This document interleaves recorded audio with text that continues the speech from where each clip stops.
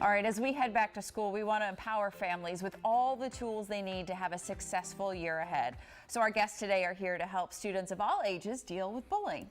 They encourage strategies to combat bullying without physical violence, and they say the best time to start practicing that is right now.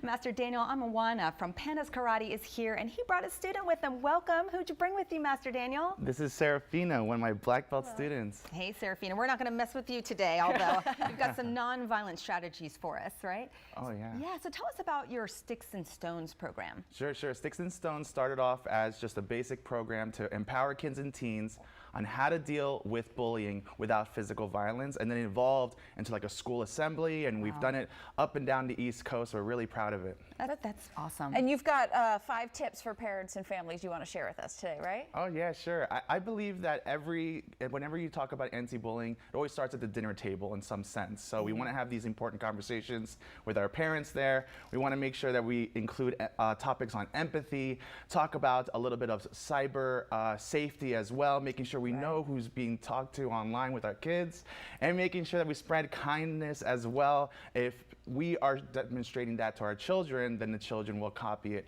as well. And so, you know, it just makes the world a better place. Yeah, because bullying's a little different these days. Of course, it can still happen in person in school, but the cyberbullying is a thing. Yeah, very much. I always think about it like pouring gasoline on a fire. If that happens, if you're replying back to these bad comments or hurtful comments, we want to make sure that we don't push back, but we alert our caregivers, our parents, guardians, administrators of what's going on, as opposed to just battling it ourselves. Right. I feel like that's kind of that roundabout battle that's never going to be won if you just keep pushing back, right? Until you actually do something to physically stop it, you know, by telling somebody. Yeah, and sometimes kids don't know how to handle it, so it's really important that they have great communications and talk about it with those that can help. Yeah, well, I know you've got a demo for us with Serafina to show some ways that we can kind of combat that bullying when it happens. Yeah, definitely. Serafina, if you want to just stand right here with me. So let's say I'm making fun of her. Verbal bullying is really popular, right?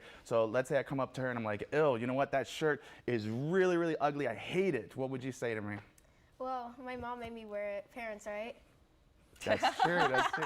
Always blame the parents. Absolutely no. Blaming the parents is a great tool. We call this deflection. StopBullying.org recommends this tactic, so it's a great way. But let's say it does become physical, so I want to get really close to her, and all of a sudden she shows me that safety posture, right? These arms become walls, and now she creates this boundary. And what's really good about it is, like, let's say we were in a combative state. If you look at who has the fist position, who has open hand, who looks like the aggressor in this position. So if you got bystanders watching you, now you know who needs help. But let's say I do end up grabbing my student here, and now we got to escape out of it. So the weakest point of a grip is going to be between the thumb and fingers. And so as she turns the wrist and exposes it, she's going to use momentum and pull away as hard as possible, breaking out of the grip. You did really great. Nice job, Serafina. That's really awesome. Yeah, and obviously you teach them using your words first. You know, obviously we don't want anything to turn violent, but it is always important for them to even understand just the smallest move that can protect them. Yeah, I mean, protection is exactly right. We don't teach fighting, we teach how to protect.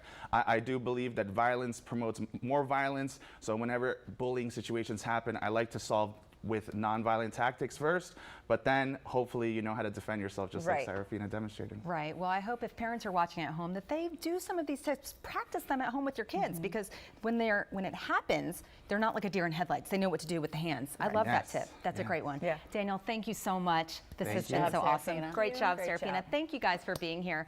To learn more anti-bullying strategies, visit www.pandaskarate.com.